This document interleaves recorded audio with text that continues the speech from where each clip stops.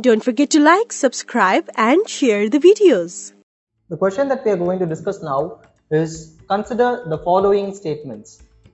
Once central government notifies an area as community reserve, what all will happen? That is the question here, and it was asked in 2023 Prelims examination. The statements here are: the chief wildlife warden of the state becomes the governing authority of such forest.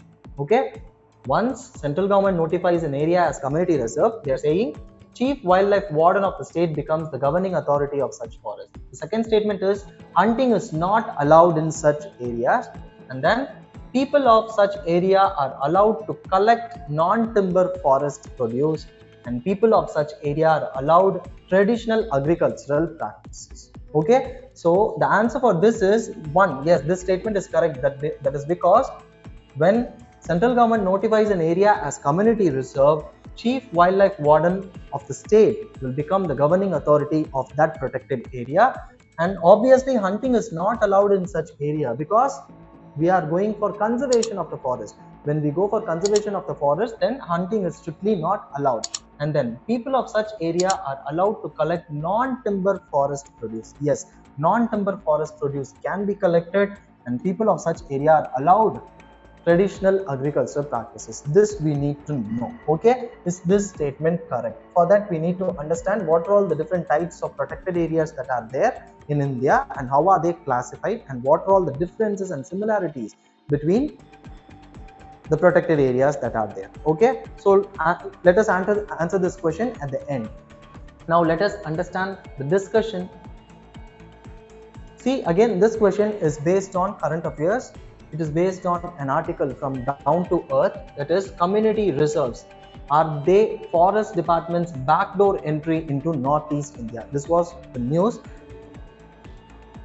which was released on 30th September 2022, and then the question was asked in May 2023 Prelims examination. Okay, so there are different types of protected areas that are there in India. So basically, what are protected areas that we need to know? So these are the regions or zones of land or sea which are given certain levels of protection for conservation of biodiversity and socio-environmental values, and in these areas human intervention and exploitation of the resources is limited. So human intervention must be limited and resource exploitation is also limited in such areas.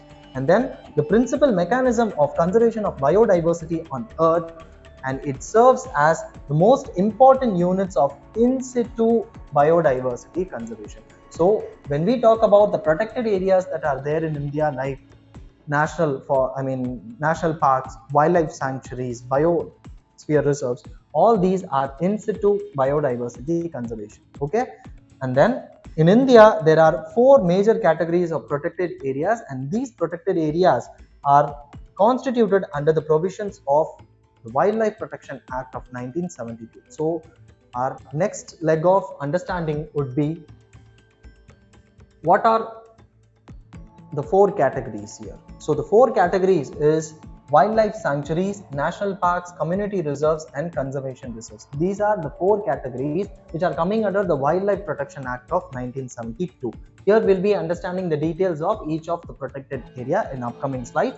And then community reserves and conservation reserves were introduced in the year 2002 by making an amendment to the Wildlife Protection Act of 1972.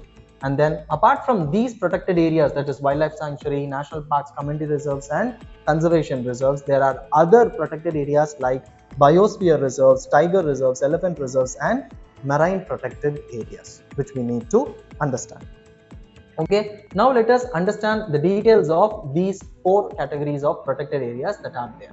So when we talk about wildlife sanctuaries and national parks, they are actually constituted for protection and conservation of wildlife or its environment. This is very clear. Yes, for conservation we are constituting these areas, and they are declared in areas that are considered to be adequate ecological, geomorphological and natural significance. So it should have natural significance, ecological significance and geomorphological significance.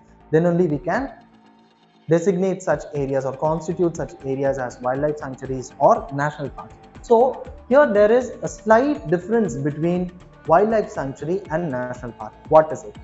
In wildlife sanctuaries, certain rights of the people inside are permitted as long as they don't harm the wildlife. So as long as the people don't harm the wildlife, there are certain rights which is protected, and these activities are harvesting of timber, collecting minor forest products, livestock grazing, and ownership of private land. All these activities are allowed in wildlife sanctuaries. But in contrast, national parks are given highest level of protection, and unlike wildlife sanctuaries, no human interference in any form like harvesting of timber, collecting minor forest products, and then private ownership rights is allowed. So no human interference is allowed in national parks, whereas in wildlife sanctuaries, certain rights of the people are permitted. Okay, so this difference we need to understand. A difference-based question can be asked.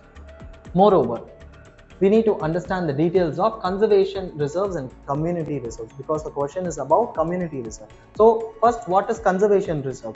These act as a buffer zone between already established national parks, wildlife sanctuaries or reserve and protected forests that are there in India. So they act as a buffer zone here, and they are declared by the state government, important point to be noted, and in area owned by the government. So the area of the conservation reserves are owned by the government, and then the state government is the one which is declaring it. Okay, and after having consultation with local communities only, we can declare an area to be a conservation reserve. Okay, we need to get the consent of, or we should consult the local community. And then what is the purpose of declaring an area as conservation reserve? It is for protecting landscapes, seascapes, flora and fauna, and even their habitat, and the rights of the people living inside the conservation reserves are not affected, just like the wildlife sanctuaries that we saw. So the highest protection is actually given to national parks here. Okay, next we are moving to community reserves. Community reserves are designated on private or community land. Very important difference that we need to highlight here. There in conservation reserves, the land is owned by the government, whereas in community reserves, the land is not owned by the government, but it belongs to private or it is a community land. In such land, a reserve is declared, and these exclude areas within a national park, sanctuary or conservation reserves. And just like the conservation reserves, they does not impact the rights of individuals who are residing within its boundaries. Okay, so the rights of the individuals who are residing inside the boundaries of the community reserves are not affected here. That is important. And the reserves emerge when an individual or community willingly commits to wildlife and habitat conservation. Okay, so these local community, they willingly come forward to donate their land for wildlife conservation. Okay, this is what we need to know. And beyond their primary purpose, these areas serve as a buffer zone, just like the conservation reserves. They act as a buffer zone which is connecting other protected areas. Okay, so this is what we need to know. But the question here was related to community reserves. Once central government notifies a community reserve, what will happen? That was the question. So the explanation for that is, once the center notifies an area as community reserve, as per section 33 of the Wildlife Protection Act, the chief wildlife warden of any particular state in which the community reserve is declared, he becomes the governing authority of that forest, of that protected area. Moreover, hunting is generally not allowed in a community reserve, because these are the areas which are focusing on conservation of animal and their habitat. So hunting will not be allowed here. Moreover, local communities are allowed to sustainably use and collect non-timber forest produce. Yes, non-timber forest produce can be used, but the local people are allowed to carry out some traditional activities are allowed, but they are not allowed to conduct traditional agriculture practices within the community reserve. So one of the statements, that is the fourth statement, which says that agricultural practices, traditional agricultural practices are allowed inside a community reserve. That is a wrong statement. Okay, certain traditional activities are permitted, whereas traditional agriculture practices is not permitted inside a community reserve. This is what we need to know. So when we visit the question again, once central government notifies an area as community reserve, Chief Wildlife Warden of the state becomes the governing authority of such forest. Yes, this is a correct statement. Hunting is not allowed in such area. Yes, it is a correct statement.